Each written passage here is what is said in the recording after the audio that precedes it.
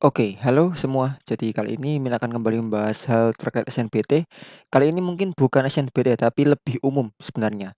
Jadi tips belajar buat persiapan ujian atau tips belajar hal baru. Atau mungkin kalian pernah dengar apa ya? Ada istilah learning how to learn. Jadi belajar itu pun juga ada apa ya? Tekniknya gitu yang bisa kalian gunakan untuk mempermudah atau membuat belajar kalian makin efektif gitu dan efisien tentunya. Jadi buat video kali ini Mimin akan bahas tentang teknik yang namanya spaced repetition atau bahasa kerennya adalah memory hack atau tips atau teknik belajar paling ampuh buat kalian yang apa ya sering lupa. Karena apa ya, di UTBK itu kan ya meskipun kita nggak disarankan buat menghafal materi, cuma hafal itu kan apa ya, kayak langkah awal atau bagian dari proses belajar kita.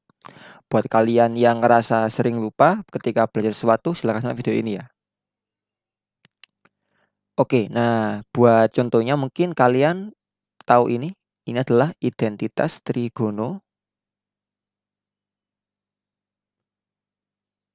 yang mau nggak mau mungkin kalian harus paham atau minimal hafal lah untuk mengerjakan beberapa materi lain kayak limit, integral, atau bahkan turunan. Jadi ya ini adalah kayak apa ya, bagian-bagian di mana kalian ya butuh namanya hafal atau memori jangka panjang gitu.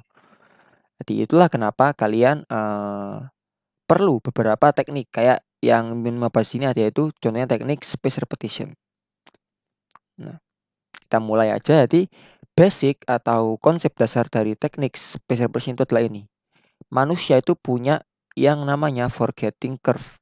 Jadi kecenderungan buat lupa dan itu normal gitu. Jadi ketika kita belajar hari Selasa misalnya, satu hari setelahnya kita nggak akan hafal semua tuh. Ada yang bagian-bagian yang lupa gitu.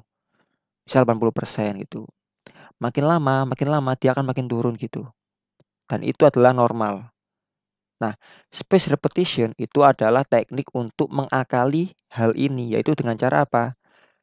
Setelah kita agak mulai lupa, misal ini hari kedua atau ke satu boleh bahkan kita ulangi lagi atau bahasanya kita review materi yang udah kita pelajari gitu. Dengan itu apa ya materi yang kita ingat itu akan ya mungkin bertambah naik gitulah. Lalu dia akan turun lagi. Nah, coba kita bandingkan. Kalau tanpa pengulangan, ketika hari ketiga kita sampai di 60% yang kita ingat. Tapi dengan pengulangan di hari pertama tadi, kita bisa mengingat 80%. Idealnya teorinya kayak gitu. Nah, mungkin setiap orang nggak sama. Tapi intinya adalah dengan kita mengulang materi yang udah mulai kita lupa, maka kita akan apa ya meningkatkan ingatan kita. Nah, makin sering kita ulangi, lihat kurvanya akan makin landai gitu. Artinya apa? Memori yang ada di kepala kita itu makin nancep atau makin ingat gitu ya. Mungkin nanti istilahnya kita akan sampai hafal di luar kepala gitulah. Jadi inti dari spesial adalah hal itu. Setelah ini kita akan lanjut ke teknik untuk ini memaksimalkan atau melandaikan kurva ini. Tips mereviewnya. Oke, nah buat nge-review materi itu ada banyak banget cara. Bisa apa ya kalian pakai metode highlight, Feynman teknik atau apapun itu. Cuman Mimin akan bahas contoh satu aja di sini yang mungkin hampir semua dari kalian tuh udah paham atau udah pernah dengar, udah pernah kenal pasti, yaitu mind map. Jadi contohnya adalah kayak gini. Kalau kalian mind map itu kan gini, ada ide besar, terus kalian bagi jadi ide kecil-kecil atau sub ide. Nanti sub ide itu punya sub ide kecil yang lain lagi itu. Jadi mind map itu kayak apa ya? Jalan. Di otak kalian tuh kayak ada jalan-jalan gitu. Misal kalian ketemu, kalian buat persamaan kuadrat PK. Punya apa aja, misal punya grafiknya itu kayak gimana.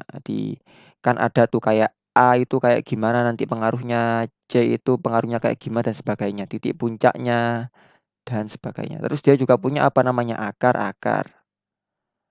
Lalu dia juga punya apa yang namanya selain akar-akar, dia juga punya persamaan kuadrat baru gitu. Tahu dia juga punya namanya diskriminan. Karena nah, kalian bisa buat yang kayak gini untuk apa ya? memperkuat hafalan atau ini dalam konteks ini melandaikan kurva lupa kalian gitu. Jadi biar makin inget gitu.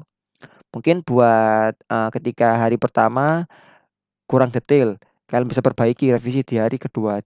Direvisi terus itu. Dengan, kalau kalian udah nulis, jadi boleh nulis, boleh juga kayak kalian pakai aplikasi atau apa gitu. Cuma kalau nulis mungkin lebih enak karena memori kalian kerja double, tangan kalian tuh gerak itu juga kayak berpengaruh gitu.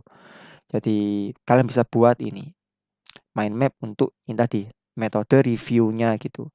Selain mind map kalian juga bisa pakai apa ya, review soal gitu. Jadi kerjain soal-soal gitu. Nah, soal yang sama itu boleh kalian kerjakan beberapa kali. Misal gini, kalian ngerjain satu soal yang sama di hari Senin. Terus kalian udah nggak bisa misalnya itu kalian lihat pembahasannya gitu. Nah, mungkin hari Selasanya atau bahkan Senin di jam yang lainnya kalian bisa coba lagi kerjain lagi. Kira-kira sepaham apa kalian setelah nge-review materi tadi gitu. Dan itu bisa kalian lakukan beberapa kali gitu. Jadi soal yang sama itu bisa kalian kerjakan atau kalian gunakan belajar beberapa kali. Nggak harus ya sekali belajar ini ya udah nggak belajar lagi ya nggak. Kalian bisa gunakan beberapa kali gitu. Nah, teknik ini tuh memang apa ya, scientifically proven atau dia terbukti secara saintifik. Jadi bukan kayak, "Oh ini pengalamanku," enggak. Jadi emang ini scientifically proven gitu dan bahkan sering juga banyak, eee, beberapa orang kayak Mas Faiz Gifari ini kalau kalian nggak tahu beliau itu yang punya Belajar Lagi, platform buat apa ya, upskilling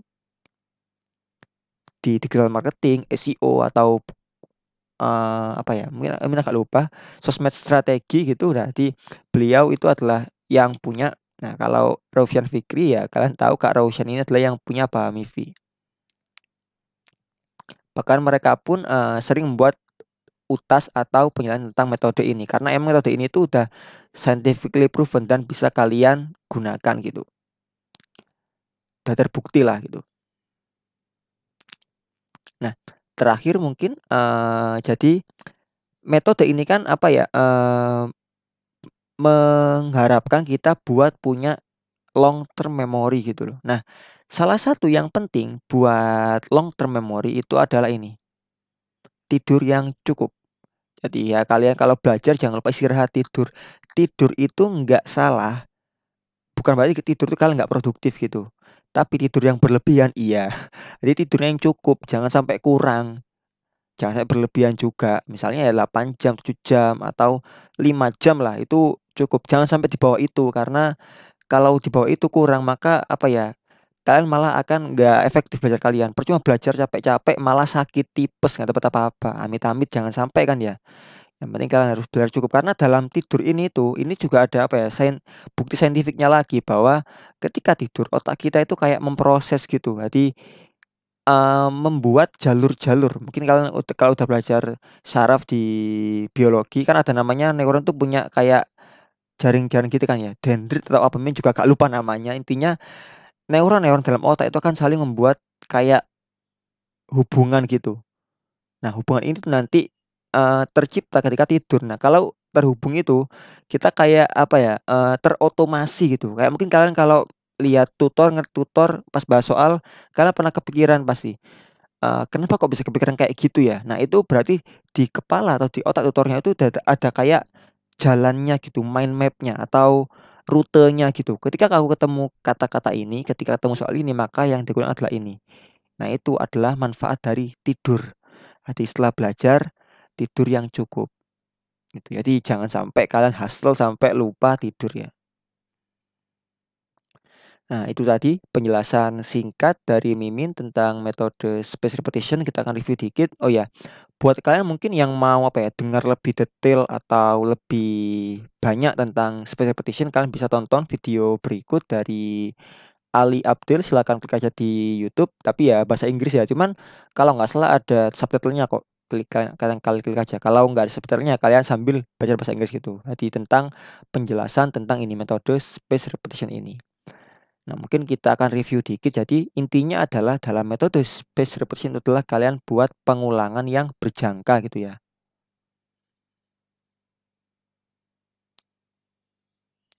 Jangan berjangka. Nah, jangkanya bisa kalian atur sendiri gitu. Misalkan di UTBK contohnya ya, kan ada 7 subtes tuh ya. Jadi kalian bisa apa ya, mungkin buat jangkanya di hari ini PM, besok PU, besoknya PM lagi atau kayak gimana. Jadi kalian atur sendiri, sesuaikan dengan jadwal belajar kalian gitu. Atau bahkan pengulangannya tuh nggak harus dalam beda hari, bisa aja dalam sehari. Misal kalian pagi jam 8 atau jam 7 gitu, belajar materi PM gitulah. Terus nanti setelah itu kan kalian nggak bisa aja di hari itu kan nggak belajar PM aja, mungkin jam 8 sampai jam berapa ya, jam 8 sampai jam 2 jam cukup lah ya, jam 10 gitu kan belajar PM gitu. Terus istirahat, lalu kalian jam 11 belajar lagi PU atau PPU atau PPM atau literasi gitu. Nah, terus nanti istirahat lagi. Nah, mungkin malamnya jam 9 malam mungkin kalian bisa coba ulangi lagi belajar ini, kalian review lagi, kerjain soal yang sama atau gimana, kalian ulangi lagi di hari yang sama gitu. Jadi kan pasti dari jam 10 sampai ke 9 ini kan ada yang lupa tuh di kepala kalian. Kalian bisa ingat lah, kalian bisa tingkatkan lagi, ingatin lagi di jam 9 malam itu. Jadi bisa dalam sehari gini atau bisa juga beda hari. Misal hari ini lalu diulangi lagi besok atau lusanya gitu. Jadi itu kalian sesuaikan aja dengan jadwal belajar kalian gitu. Jadi metode ini tuh intinya adalah pengulangan yang berjangka yang tadi. Jadi mungkin seperti itu untuk metode spaced repetition ini. Kalau ada pertanyaan silakan disampaikan di kolom komentar. Terima kasih udah nonton. Sampai jumpa di video-video lainnya. Bye bye.